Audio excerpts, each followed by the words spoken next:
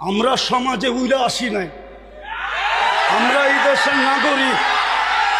আমরা বসেন বসেন, আমরা ট্যাক্স হোল্ডার নাগরিক, ট্যাক্স দেই আমরা, আমরা ট্যাক্স ছাড়া এই দেশে থাকি না। ওয়াজ মাহফিলে আসি আমরা, অনুদান দিয়ে সার্বিক সহযোগিতা করে এখানে এসে দাঁড়াই। আর অনেক সবার কথা বলছি না, অনেক বক্তা আছে অর্থের বিনিময়ে এখানে আসে। বিচার করতে হবে। একজন সমাজবাসী, সমাজপতি, সমাজের যে কমিটি, সে যতটুকু এই সমাজের কল্যাণের কাজ করতে পারবে, একজন ইমাম কিন্তু পারে না। সে তো ইমামের দায়িত্ব নিয়ে বসে আছে। আর সভাপতি সাহেব যেই কথাগুলা বললেন, ওইগুলাই আমাদের পাথেওর জন্য যথেষ্ট। কেননা ওনারা আমাদের দেশের কর্ণধার, ওনাদের কৃপাই আমরা বেঁচে আছি। ওনাদের কৃপা যদি না থাকতো তাহলে হয়তো আমরা দেশে থাকতেও পারতাম না, বা দেশে থাকতামও না। কোথায় থাকতাম আল্লাহই জানে। বিদায় আমি কথা লম্বা করতে চাইতেছি না। আমিও আপনাদের কাছ থেকে বিদায় নিতেছি। আমার পরে যেই বক্তা উনি আসবেন, আমি আপনাদের কাছে অনুরোধ রাখব যে আপনারা ওনার কথা শুনবেন এবং দোয়া পর্যন্ত বসবেন, তারপরে এটাকে পরিসমাপ্তি ঘটাবেন।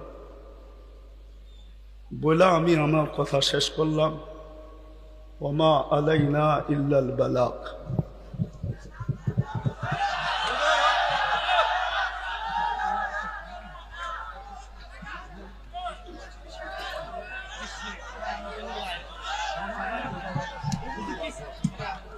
সময় নাই আমার কাছে, আপনি বসেন, আমার কাছে সময় নাই।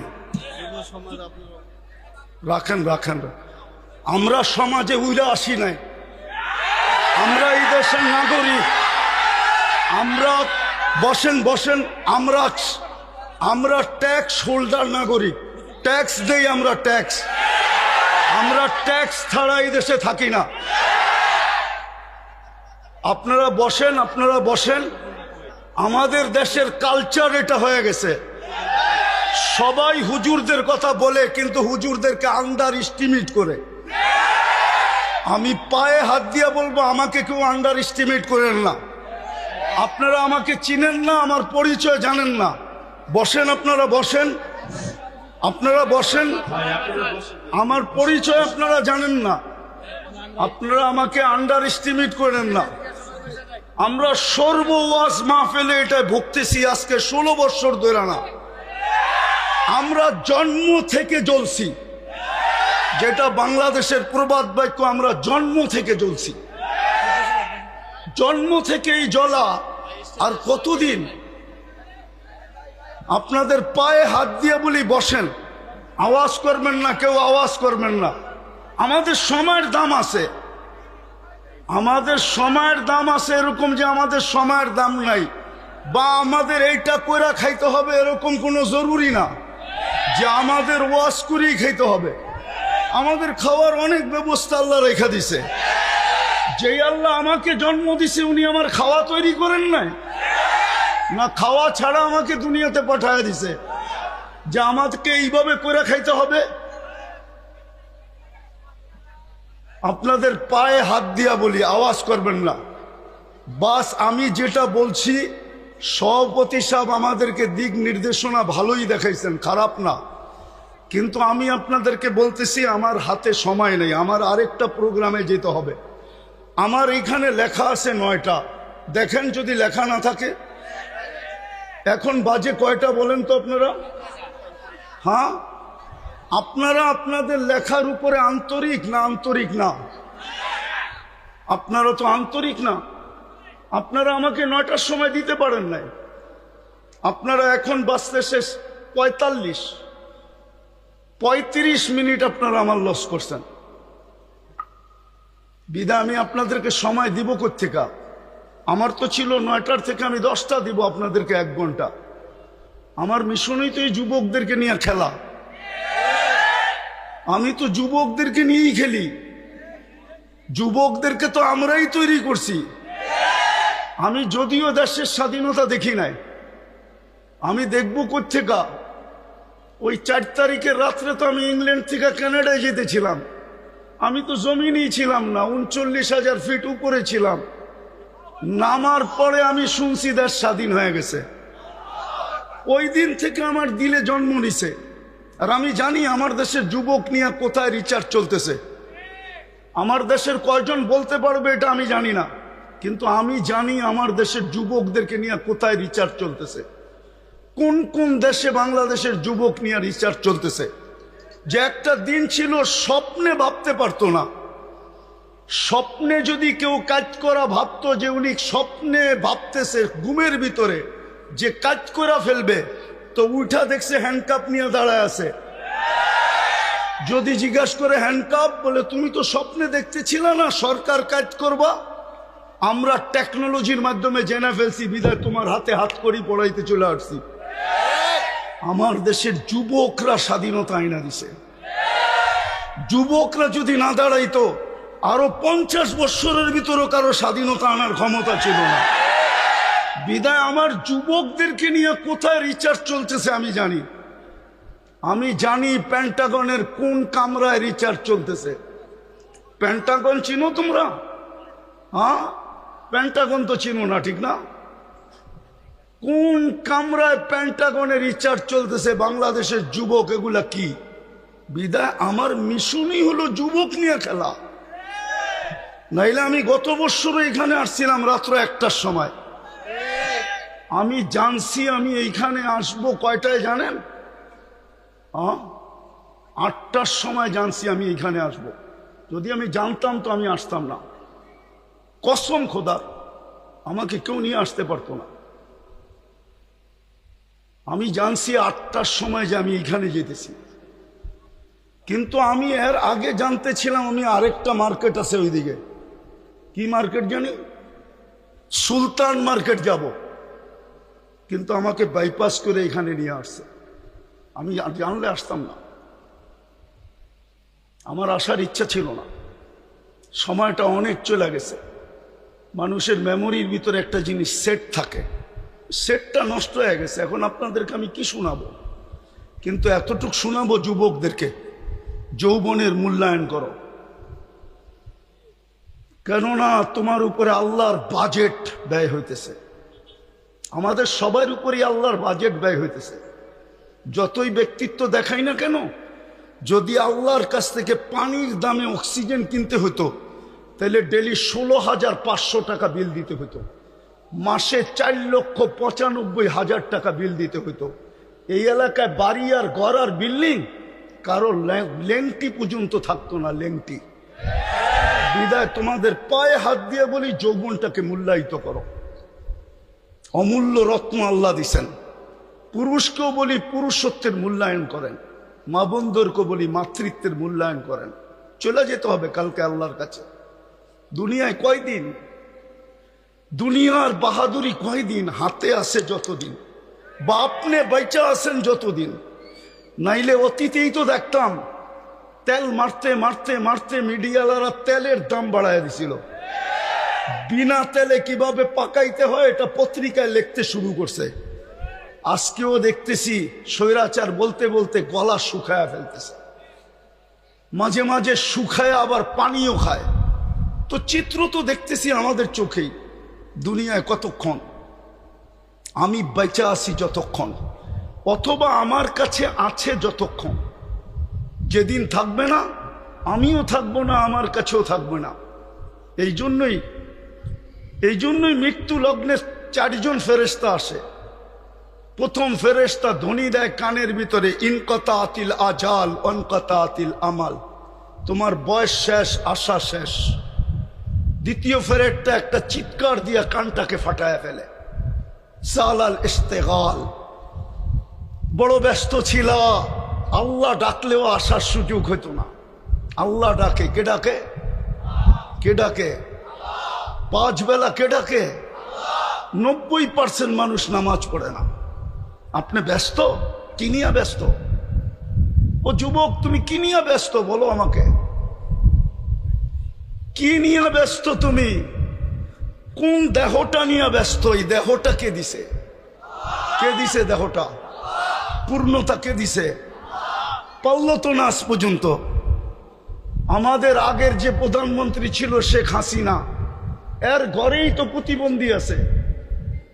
লক্ষ কোটি টাকার মানুষ পারল না তো প্রতিবন্ধিত্ব দূর করতে। নাইলে ওনার মেয়ে প্রতিবন্ধী সংস্থার চেয়ারম্যান হলো কি করে?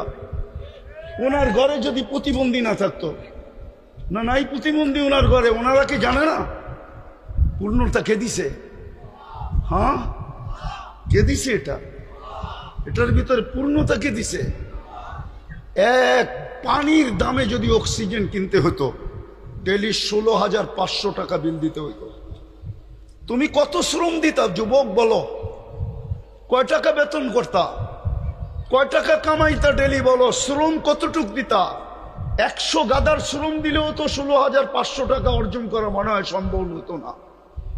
কে বাজেট ব্যয় করে? আরে বলেন না জোরে। ডেলি 16,500 টাকার বাজেট আল্লাহ ব্যয় করে। যদি জিব্বা স্বাদ চেক করে দেয় আমাদেরকে, যদি স্বাদ মেশিন দিয়ে চেক করতে হইতো, তাইলে বোঝা যেত ঘরে আগে ফ্রিজ কিনে না মেশিন কিনে চেক করার মেশিন, স্বাদ চেক করার মেশিন। আগে ফ্রিজ কিনে না ওই মেশিন কিনে, আগে ওয়াশিং মেশিন কিনে না ওই মেশিন কিনে, আগে বাড়ি বানায় না আগে ওই মেশিন কিনে, তাইলে বোঝা যেত। আমাদের বিত্তশালীরা তো আমাদের দেশে চিকিৎসা করে না, কেননা আমাদের দেশের 80% রিপোর্ট বলে ভুল হয়। এই জন্য দেখবেন অসুস্থ হইতে দেরি, চুপে চুপে ইন্ডিয়া যেতে দেরি করে না, চুপে চুপে সিঙ্গাপুর যেতে দেরি করে না, চুপে চুপে থাইল্যান্ড যেতে দেরি করে না, আমেরিকা ইংল্যান্ড যেতে দেরি করে না। হইতে পারতো আপনি মেশিন কিনছেন বটে, কিন্তু আপনার মেশিন যদি ভুল রিপোর্ট দিত আপনি কি করতেন? তাইলে তো প্রতিদিন খাইতেন আর প্রতিদিন হাসপাতালে যেতেন। আজ পর্যন্ত তো আপনার জিব্বা ভুল রিপোর্ট দিল না। এই জন্যই তো আপনি বোঝেন না স্বাদ চেক করার কয় টাকা লাগে। এই জন্যই তো আপনি আর আমি চিন্তা করি না গ্রান চেক করতে কয় টাকা লাগে। এরকম এই শরীরটা খুইলা দেখানো যায় একটা একটা। 24 ঘন্টা আল্লাহটা বুক করি। এই জন্যই তো আল্লাহ এক জায়গায় বলছেন, আফা হাসিবতুম আন্নামা খালাকনাকুম আবাস। তোর ধারণা কি তুই অনর্থক সৃষ্টি? তো আরেক জায়গায় হাদিসের ভিতরে বলছেন, আতাইতু কাইনানে তানদুরু বিহা ওয়ালা উহাসিব। এটা কি তোর ধারণা যে চক্ষুটা দিলাম তুই সারাদিন দেখিস, এটা অনর্থক আর হিসাব নিব না? চক্ষুর ভিতরে কয়টা ক্যামেরা? 2 চোখে 26 কোটি ক্যামেরা। যুবক যখন তুমি তাকাও তো 26 কোটি ক্যামেরা একসাথে ফ্লাশ করে, একসাথে ফ্লাশ। যেরকম তোমাদের ক্যামেরায় ফ্লাশ হয়, এরকম 26 কোটি ক্যামেরা একসাথে ফ্লাশ হয়।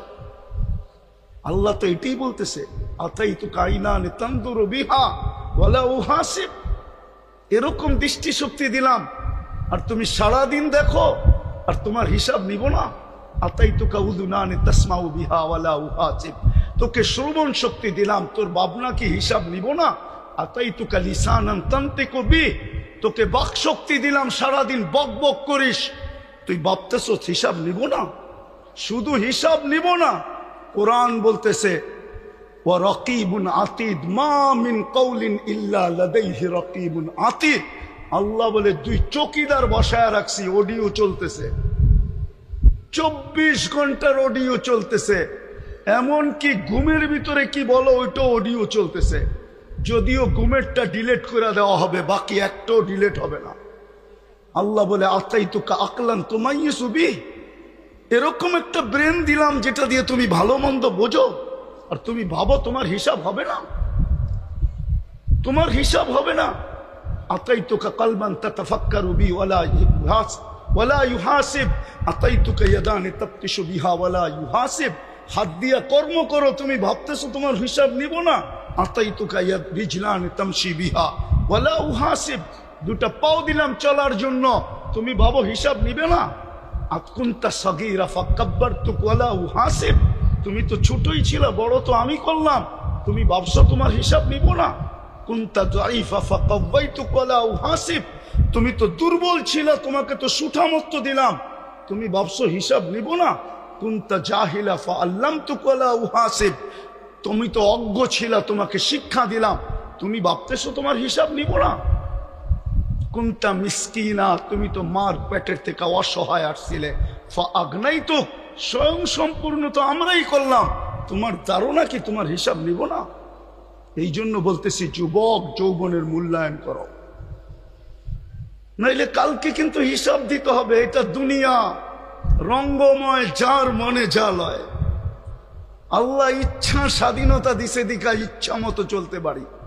যদি ইচ্ছা স্বাধীনতা না দিতেন, তাহলে সারাদিন আল্লাহটা ভোগ করবে আর আল্লাহর বিরুদ্ধে বলবে, আল্লাহর বিরুদ্ধে বলবে, আল্লাহর বিরুদ্ধাচরণ করবে। আমার সমাজের তো 90% নামাজ পড়ে না। ডাকে কে? আরে বলেন না জোরে, কে ডাকে? কে ডাকে? আল্লাহ। কে? যারটা 24 ঘন্টা ভোগ করেন উনি আল্লাহ।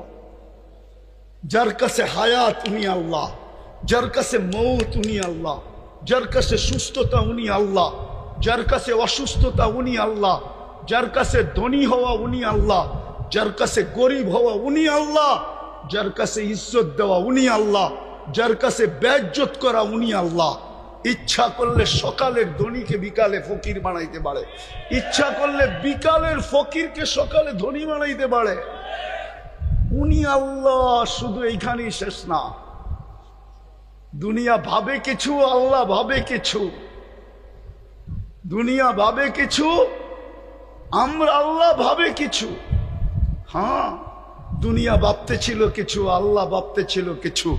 আল্লাহ যেটা চায় ওইটাই হয়। তো ওই আল্লাহ ডাকে, শুধু এইখানেই শেষ না, 99 পদের মালিক আল্লাহ ডাকে।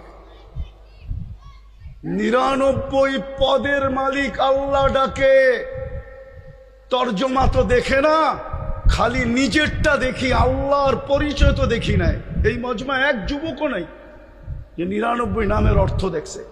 এই স্টেজেও কেউ নাই 99 নামের অর্থ দেখছে। কোত্থেকে আল্লাহ চিনবে? অফিসের সামনে তো পদবি লেখা থাকে, এই পোস্টারেও তো পদবি লেখা আছে পরিচয় হিসাবে। আল্লাহও তো নিজের পরিচয় দিছে 99 নাম দিয়া। হুয়াল্লাহুল্লাযী লা ইলাহা ইল্লা হু।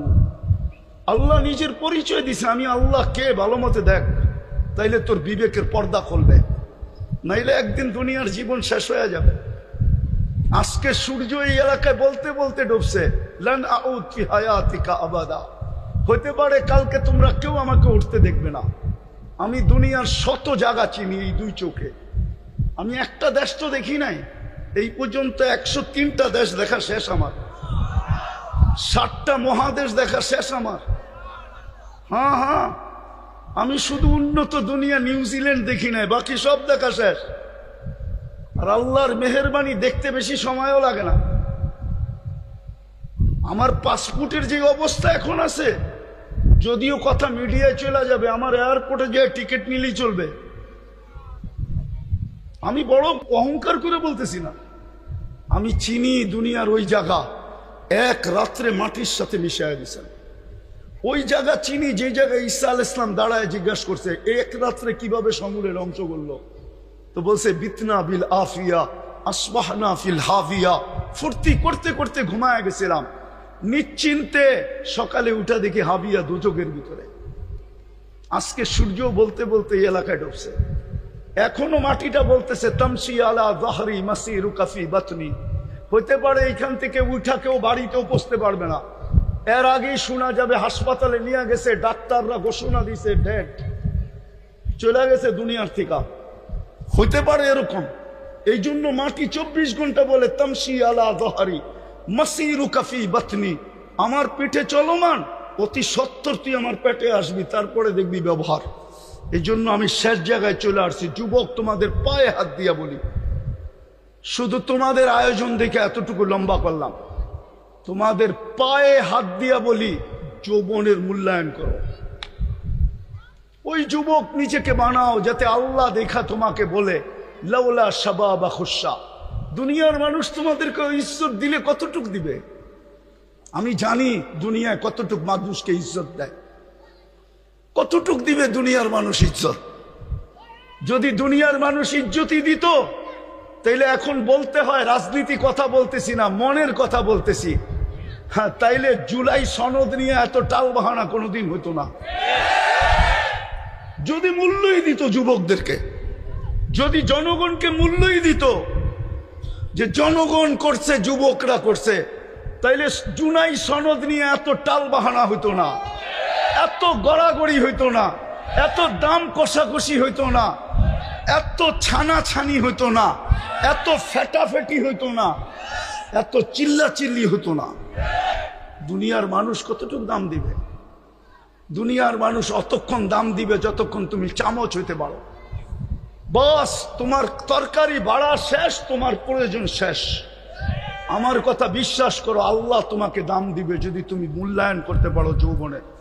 আমি হাদিস থেকে দেখাইতেছি কতটুকু দাম দিবে। আল্লাহ বলে লাউলা শাবাবা খুশা, ওই যুবকরা যদি জমিনে না থাকতো যে নিজেকে লজ্জাপতির মতো আল্লাহর ভয়ে গুটায় নিছে, তো আল্লাহ বলে লাজালতু সামা হাদিদা, আমি আকাশকে লোহার বানায় দিতাম, আল আরদা সাফসাফা, জমিনকে তামার, ওমা আনজালতু মিনাস সামাই কাতরা ওমা আম্বাততু মিনাল আরদি হাব্বা, জমিন থেকে একটা শস্যের দানা না, আকাশ থেকে একটা বৃষ্টির ফোঁটা না, বাল আনজালতু আলাইহিমুল আযাবা সাব্বা, একের পর এক আযাব দিয়ে ধ্বংস করে ফেলতাম। আর করবেন না কেন? আল্লাহ ডাকে, তারপরও তো আসে না, বলে আমি ব্যস্ত, আমি এই কাজে সেই কাজে, এই সেবায় সেই সেবায় ব্যস্ত। আল্লাহ ডাক, যে আল্লাহ অস্তিত্ব দিল, 99 পদের মালিক।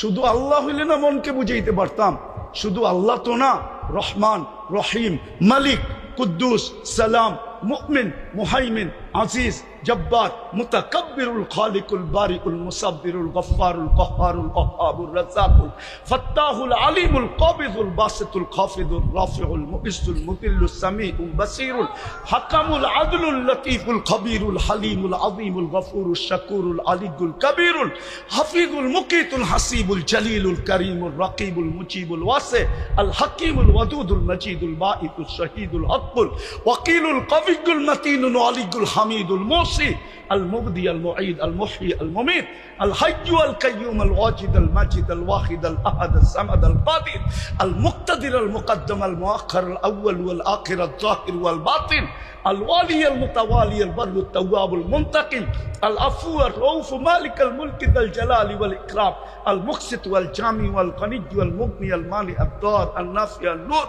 আল হাদি আল বদি ওয়াল বাকি আল ওয়ারিস ওয়াল রশিদ আস সাবুর জল্লে জালালু 99 পদের মালিক আল্লাহ ডাকে।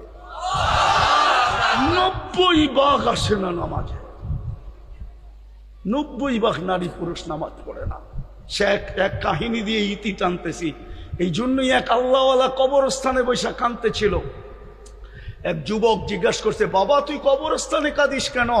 এইখানে তোর কান্না দেখবেই বা কে? আর তোর যদি কোনো প্রয়োজন থাকে মিটাইবই বা কে? তুই লোকালয়ে কাজ যায়া। তো বাবা বলতেছে, কেন কাঁদতেছি জানিস যুবক? বললে কি তুই বুঝবি? বলে বল না বাবা, দেখি বুঝে আসে কিনা। তো বাবা বলতেছিল, চোখে দেখতেছি, চোখে। এই মানুষগুলা যখন দুনিয়ার উপরে ছিল, আল্লাহ 24 ঘন্টা মাফ করার জন্য ডাকতেন, কিন্তু কেউ মাপের জন্য হাত উঠাইতো না। আজকে 24 ঘন্টা আল্লাহ মাফ করার জন্য ডাকে। যুবক, তোমাকে 24 ঘন্টা ডাকে। এখন তো প্রথম আকাশ থেকে ডাকতেছে। ইমাম বুখারী বলছে, আমি বলি না, হালমি মুস্তাগফির ফাগফির আলা। তারপরে বাবা বলতেছিল, বেটা সচক্ষে দেখতেছি এখন সবাই 24 ঘন্টা মাপ চাইতেছে, আল্লাহ একবারও তাকায়া দেখে না।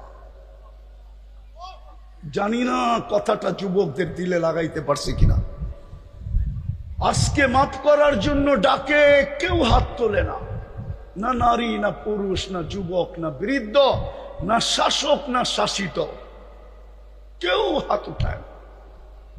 কবরে যাওয়ার পরে মাপ চাবে, ওই দিন আল্লাহ আর তাকায় দেখবে না। এই জন্য আসো যুবক, যৌবনের মূল্যায়ন করুন। পুরুষদেরকে বলতেছি পুরুষত্বের মূল্যায়ন করেন। মা বলতে বলতেছি মাবুদ, নারীত্বের মূল্যায়ন করি। প্রত্যেক শ্রেণীর মানুষকে বলতেছি মূল্যায়ন করেন। মৌত কখন চলে আসবে কেউ জানে না। ওইখানে কোনো পরিচয় চলবে না। যদি চলতো, একটা বলতেছি একটা, তাইলে আবু তালেবের কবর আজকে 25-30 না 89 থেকে এই পর্যন্ত আমাকে কাঁদাইতো না। হ্যাঁ হ্যাঁ, 89 থেকে প্রথম আমি মক্কা গেছি 89-এ, 89 থেকে নিয়ে এই পর্যন্ত প্রতি বছর আমাকে কাঁদাইতো না। একবার না, যতবার যেই ততবারই কাঁদায়। আমি চিনি উনার কবর কোথায়, কার পাশে, কোন কবরস্থানে, যেটাকে ওলামারা জান্নাতুল মুআল্লা বলে, উপরের জান্নাত, মক্কার কবরস্থান। কার পাশে? খাদিজাতুল কুবরা রাদিয়াল্লাহু তাআলা আনহার পাশে আবু তালেবের কবর। ওই কবর আমাকে কোনোদিন কাঁদাইতো না। বললাম তো 89 থেকে কাঁদাইতেছে, প্রতিবার 2 বার 3 বার, প্রতি বছর বহুতবার কাঁদাইতো না। আপনি চেনেন না আবু তালেবকে? সম্পর্ক কার সাথে ছিল আপনি এটাও জানেন না। আপনি কোত্থেকে জানবেন মুহাম্মদুর রাসূলুল্লাহকে? একটা কথা বলি, কবরে প্রথম প্রমাণ করতে হবে, প্রথম কবরের সুয়াল। যারা বলে প্রথম সুয়াল কবরের মান রব্বুকা, এটা মনে হয় তেমন ঠিক না। 3টা প্রশ্ন হবে, এটা ঠিক, কিন্তু প্রথম প্রশ্ন হবে মা কুনতা তাকুলু ফি হাদার রাজুলি মুহাম্মাদিন। ইমাম বুখারী লেখছেন, ইমাম মুসলিম লেখছেন রহমতুল্লাহ আলাইহি, প্রথম প্রমাণ করতে হবে আল্লাহর রসুলের রঙে তুমি কতটুকু রঙিন ছিলা। কেননা মুহাম্মদুর রাসূলুল্লাহ না হইলে আমরা আল্লাহ চিনতাম না। হ্যাঁ, আল্লাহ চিনতাম না, দিন চিনতাম না, কোরআন চিনতাম না, কোরআন পাইতাম না। মুহাম্মদুর রাসূলুল্লাহ না হইলে এক রাত্র 83 বৎসরও পাইতাম না।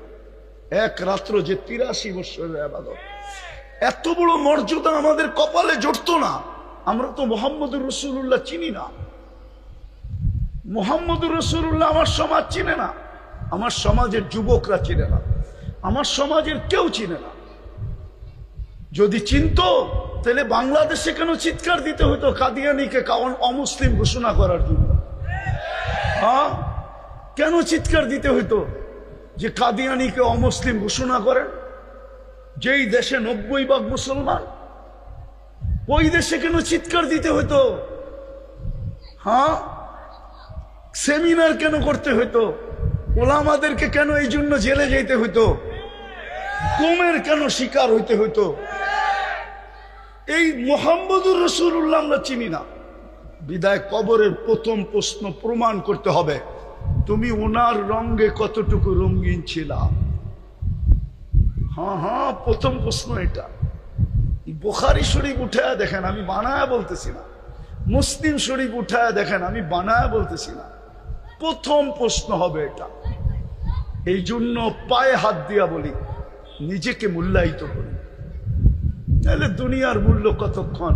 কবির কথাই তো সত্য, मिले खाक में आहले शाह कैसे कैसे, जमी खा गई नौजवान कैसे कैसे, अजल ने न छोड़ा किसरा न दारा, उसी से सिकंदर सा फाते भी दिहारा, हर एक लेके क्या क्या हसरत सुधारा, परा रह गया यही ठाट सारा, बचपन ने तुझे बरसों खिलाया, जवानी ने मजनू बनाया, बुढ़ा पे आके फिर क्या क्या सिताया, अजल तेरा कर देगी बिल्कुल सफाया, तुझे दुल्हन के रहो सबसे आला, हो जीनत निराली हो फैशन निराला, यूं ही जिया करता है क्या मरने वाला, तुझे हुस्न जाहिर ने धोखे में डाला, जगह जी लगाने का दुनिया नहीं है, ये इबरत की जा है तमाशा नहीं है, अफा हसिबतुम अन्नमा खलकनाकुम अबस।